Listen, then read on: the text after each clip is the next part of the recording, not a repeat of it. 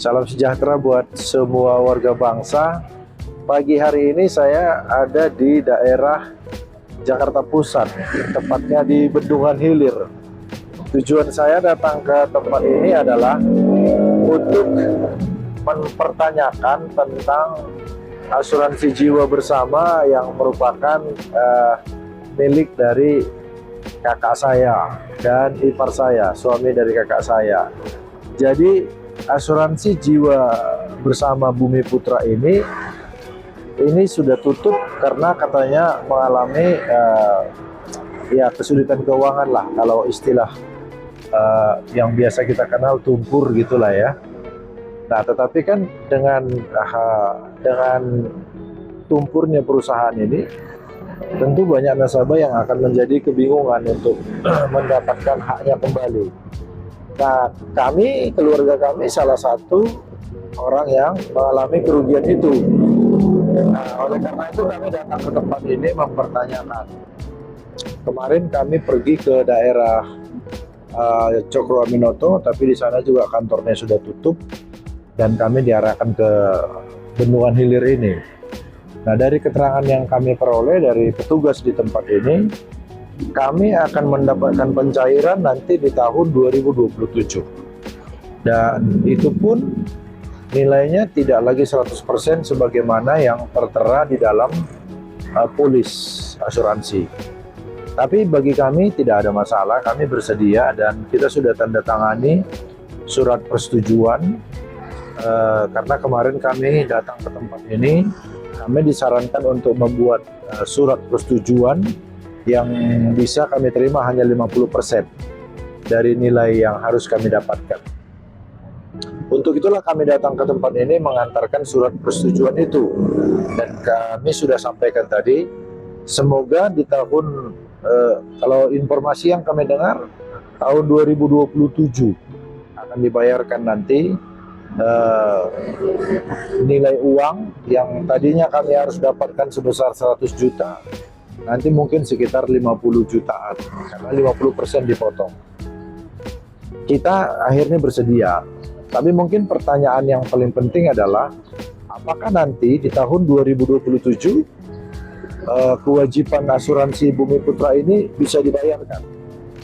Nah, kami dengar bahwa OJK sebetulnya sudah turut mengawasi, tapi sampai sejauh mana OJK mengawasi pelaksanaan dari pembayaran kewajiban ini, itu yang sampai sekarang kita belum dapat gambaran. Kami mohon supaya OJK juga bisa mengerti kondisi para nasabah, karena mereka menanamkan uangnya bertahun-tahun, tapi kemudian mereka tidak mendapatkan manfaat sebagaimana yang dijanjikan oleh pemilik asuransi. Jadi mungkin itu semacam satu keluhan yang harus kami sampaikan. Semoga juga negara, dalam hal ini OJK, bisa terpanggil untuk membantu menyelesaikan kewajiban AJB Bumi Putra kepada nasabahnya. Saya pagi ini ada di kantor Kementerian Hukum dan HAM. Kalau dulu namanya kantor Kementerian Hukum dan HAM, tapi sekarang kan ini sudah dibagi 3. Ada Kementerian Hukum, ada Kementerian Imigrasi, ada satu lagi kita sampai lupa, sudah dibagi 3. Jadi kami sekarang mau pergi ke kalau dulu namanya Kumham. Saya juga belum terlalu ingat ini dengan perubahan-perubahan nama ini. Nah, saya setahun lalu ada melakukan pengurusan terhadap kekayaan intelektual. Kita tahu kan kalau kita punya kekayaan intelektual, penemuan-penemuan, hak merek, cipta, hak paten, hak desain industri, kita harus mendaftarkan supaya hak kita itu dilindungi. Nah, hari ini saya mau ketemu dengan salah satu petugas di Dirjen Haki, hak atas kekayaan intelektual. Kami sedang mengurus satu produk, satu desain yang harus didaftarkan, dan itu kita harus mengikuti prosedurnya. Ya, jadi tahapan-tahapannya harus kita lalui. Bagi pemilik produk, ada penemuan-penemuan atau mungkin ada cipta, sebaiknya memang didaftarkan supaya orang lain tidak mencaplok, supaya orang lain tidak mempergunakan atau memanfaatkan penemuan kita. Tentu itu juga anjuran dari pemerintah supaya semua hak kekayaan intelektual itu terlindungi. Karena kan kita tahu sendiri sekarang ini banyak sekali orang-orang memanfaatkan temuan orang lain. Itu kan kejahatan gitu ya.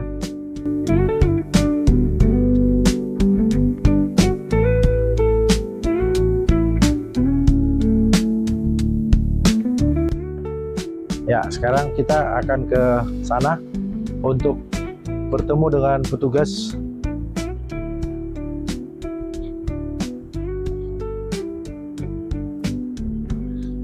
Dalam melakukan pengurusan seperti ini, kita memerlukan kesabaran karena bisa saja orang yang kita jumpai mereka lagi bekerja atau mungkin mereka lagi pergi pendidikan atau mereka keluar kota, keluar negeri.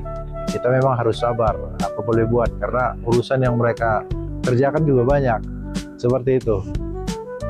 Ya, teman-teman, ini konsekuensi dari perubahan nama-nama dan perubahan susunan kementerian.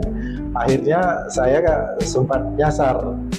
Ya, tahun lalu saya datang ke gedung ini karena di sini masih adanya Dirjen Haki. Sekarang ternyata sudah pindah. Kita ke sana dulu. Kemungkinan gedungnya sekarang ada di sini. Tapi kita harus tanya dulu, apakah ini benar gedung Direktorat Hak Atas Kekayaan Intelektual? Kayaknya ini gedungnya, ini ada tulisan ini. Majukan Indonesia dengan karya kreatif, inovatif, anak bangsa yang terlindungi di era digital. Jadi kalau kita punya karya, punya penemuan, punya merek, punya desain, merupakan kreasi kita sendiri, silakan didaftarkan di sini. Saya akan masuk ke dalam sebentar. Oke. Teman-teman, saya sekarang ada di kantor Kementerian Hukum. Dulu namanya Kumham. Tapi sekarang kan sudah dibagi menjadi tiga kementerian, Pak ya? Tiga. Nah, salah satunya itu adalah mengurusin kekayaan intelektual. Kekayaan intelektual itu banyak. Ini seperti ini ada desain industri, ini ada desain tata letak sirkuit terpadu, ini ada indikasi geografis, ada hak cipta. Ya, itu ada apa lagi? Kekayaan intelektual komunal, ya kan? Nah, kalau yang desain industri kebetulan saya lagi ngurus satu produk lemari, ya harus didaftarkan kan? Nanti kan kita sebagai pendesain mungkin menemukan desain tertentu, ya harus didaftarkan supaya orang lain tidak meniru. Jadi kalau para pengusaha, masyarakat mau mendaftarkan, datang ke kantor kekayaan intelektual di kementerian di Jakarta, Kementerian Hukum, ya.